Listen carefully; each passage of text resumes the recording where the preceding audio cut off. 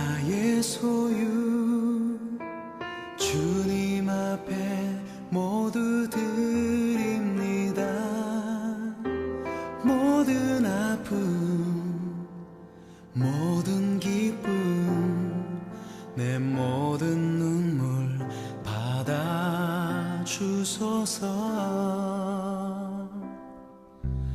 나의 생명을 드리니 주 영광 위하여 사용하옵소서.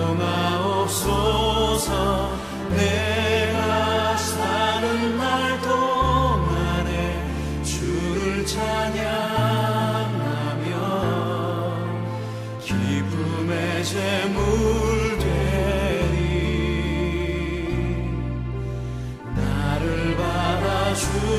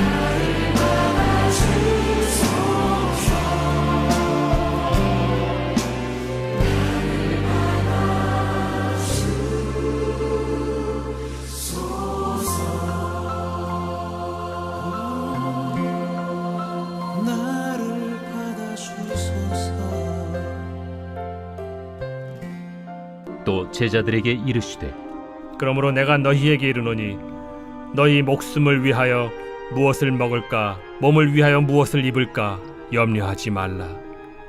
목숨이 음식보다 중하고 몸이 의복보다 중하니라. 까마귀를 생각하라.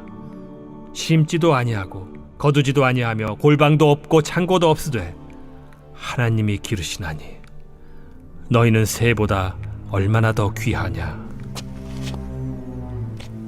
또 너희 중에 누가 염려함으로 그 키를 한 자라도 더할 수 있느냐. 그런즉 가장 작은 일도 하지 못하면서 어찌 다른 일들을 염려하느냐. 백합화를 생각하여 보라. 실도 만들지 않고 짜지도 아니하느니라. 그러나 내가 너희에게 말하노니 솔로몬의 모든 영광으로도 입은 것이 이 꽃 하나만큼 훌륭하지 못하였느니라. 오늘 있다가 내일 아궁이에 던져지는 들풀도 하나님이 이렇게 입히시거든 하물며 너희일까 보냐. 믿음이 작은 자들아, 너희는 무엇을 먹을까 무엇을 마실까 하여 구하지 말며 근심하지도 말라. 이 모든 것은 세상 백성들이 구하는 것이라. 너희 아버지께서는 이런 것이 너희에게 있어야 할 것을 아시느니라. 다만 너희는 그의 나라를 구하라. 그리하면 이런 것들을 너희에게 더하시리라. 적은 무리여, 무서워 말라. 너희 아버지께서 그 나라를 너희에게 주시기를 기뻐하시느니라. 너희 소유를 팔아 구제하여 낡아지지 아니하는 배낭을 만들라. 곧 하늘에 둔 바 다함이 없는 보물이니 거기는 도둑도 가까이 하는 일이 없고 좀도 먹는 일이 없느니라. 너희 보물이 있는 곳에는 너희 마음도 있으리라. 안녕하세요, 박영욱사입니다. 어제나 오늘이나 우리의 관심사는 먹고 사는 문제가 아닐까 싶습니다. 특별히 노후를 어떻게 보내야 하는지에 대한 고민으로 어디다가 돈을 투자해야 되는지에 대한 관심이 많은 것 같습니다. 돈이나 물질은 우리에게 참 필요한 것입니다. 그러나 그 돈이 내 삶의 목표나 중심이 되면 안 된다고 성경은 우리에게 말씀하고 있습니다. 돈이나 물질에 대한 문제는 예수님 시대에도 있었습니다.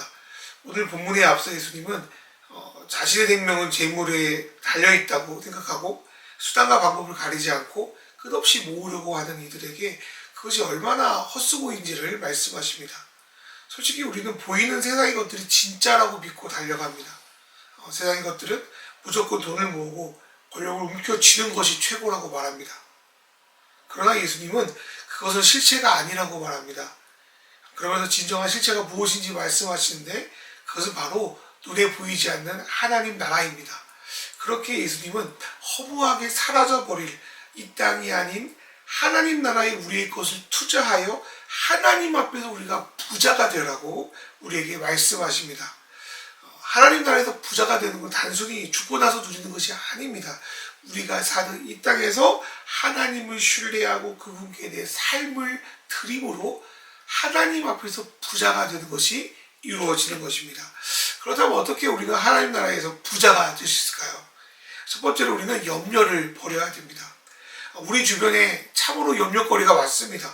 최근에 저 같은 경우는 가게에 불을 잘 껐는지 안 껐는지 참 걱정되고 때로는 잠을 뒤척이고 이럴 때가 있어요. 그 다음날 가게 와서 봤더니 쓸데없는 걱정인 것이 보이기도 하고요. 또 예상대로 뭔가 문제가 생기기도 하고요. 그런 염려거리에 저도 살아가고 있습니다. 하여튼 간에 참 염려투성이인 것 같아요. 가족 걱정, 목회 걱정, 사업 걱정, 미래 걱정, 건강 걱정, 수많은 걱정거리도 우리 안에 있습니다.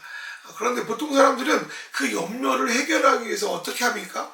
오늘 예수님 말씀하신 것처럼 무엇을 먹을까, 무엇을 입을까 같이 세상 것들을 어떻게 하면 더 많이 소유하면 이 염려가 해결되겠구나 라고 생각하고 나아갑니다. 돈을 많이 벌려고 하고요. 더 높은 자리에 올라가려고 합니다. 참고로 그 당시 먹는 것은 부를 상징했고요. 옷을 입는 것은 그 사람의 지위를 상징했습니다. 이 모든 게 필요 없는 거 아니죠. 문제는 이와 같은 것들을 우리의 생명처럼, 우리의 목숨처럼 더 소중하게 생각하기 때문에 그렇습니다. 실제로 돈 문제 때문에 사랑한다고 하는 사람들을 배신하는 일들이 너무 많고요. 이것 때문에 스스로 목숨을 끊는 사람들도 많습니다. 높은 지위에 올라가기 위해서 다른 사람을 밟고 올라가는 것도 마찬가지입니다. 머리로는 이러한 것들이 내 생명보다는 귀하지 않다고 말은 하면서도 실제로 이러한 것들이 사라지면 내 인생도 가치 없다고 여기는 게 바로 우리의 현실인 것입니다. 이러한 인간의 삶에 대해서 예수님은 다시 한번 음식이나 옷보다 너희 생명이 귀하다고 말씀하십니다.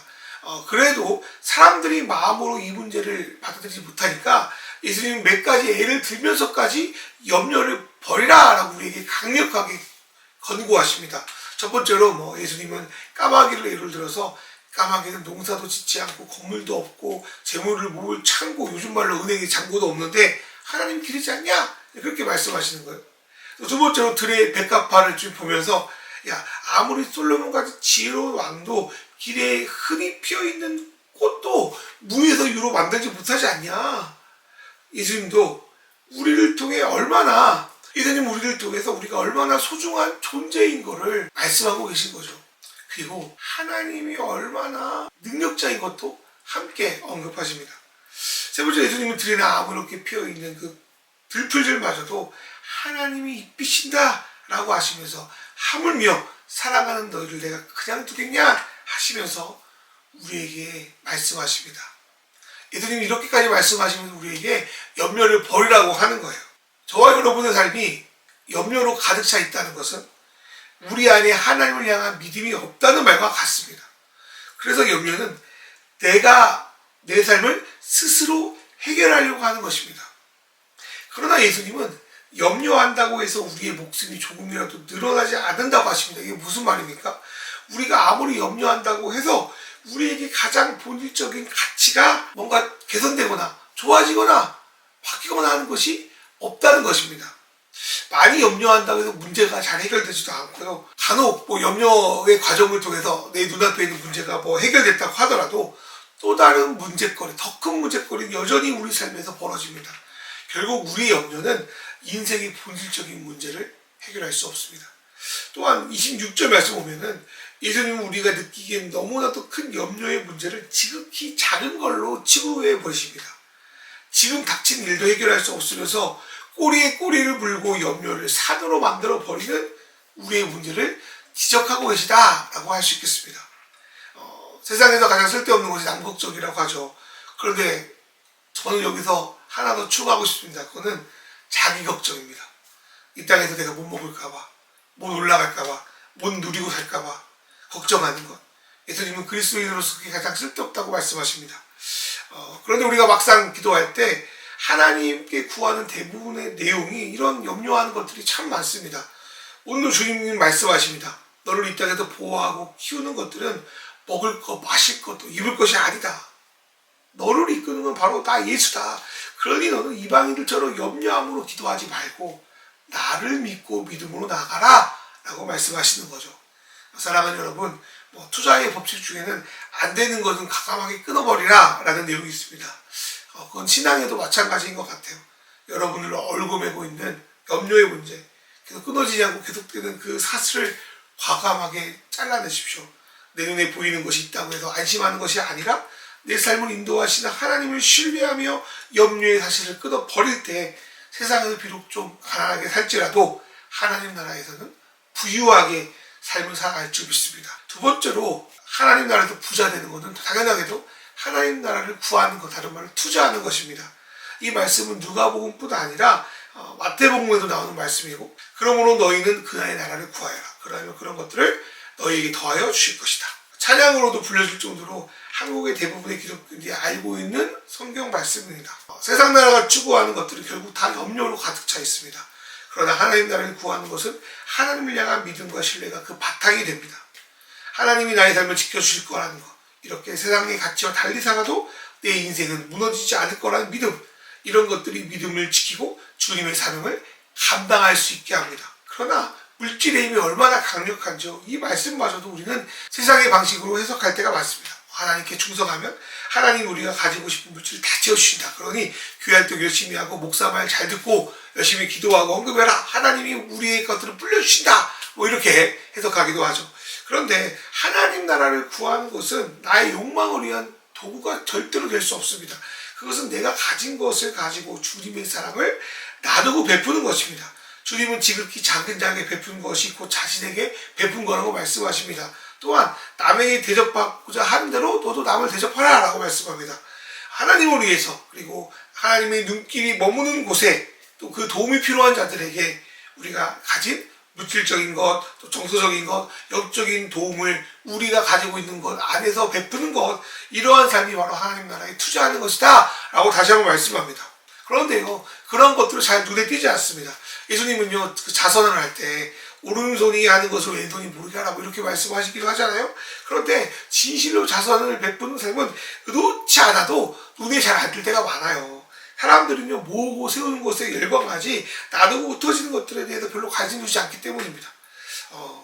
그리고요, 이렇게 하나님 나라를 위해서 나누는 것은 매우 두려운 일이기도 합니다. 이러한 두려움은요, 세상의 염려와 차원이 다른 새로운 종류의 두려움입니다. 삶의 방향을 바꾸는 것이기 때문입니다. 염려는 삶의 목표와 깊게 연관되어 있잖아요. 염려에 대해서 그렇게 괴로워하면서 막상 모든 염려하지 말라고 그러면 목표가 사라진 것처럼 허무하고 괴로울 수도 있습니다. 그런데요, 염려는 술과 담배처럼 매우 중독적인 것입니다. 그래서 우리는 끊는다 하면서도 계속적으로 염려를 반복합니다. 그런 우리에게 예수님은 다시 한번 염려를 끊고 하나님 나라에 투자하는 삶을 살아라. 그거를 두려워하지 말아라 라고 말씀하시는 겁니다. 하나님 아버지는 반드시 우리에게 그 달을 주실 겁니다. 그리고 주님이 주신 풍성한 기쁨을 우리에게 주실 겁니다. 그리고 사랑과 정의로 통치하는 나라가 그날 오는 것뿐 아니라 지금 우리에게도 임하게 하실 겁니다. 사랑하는 여러분, 여러분의 마음과 물질을, 생각을 여러분 어디에 사용하고 있습니다? 무엇 때문에 염려하고 있습니까? 하나님 나라입니까? 아니면 여러분 어떤 것입니까? 오늘 우리는 이것들을 점검하면서 기도로 나가면 좋겠습니다.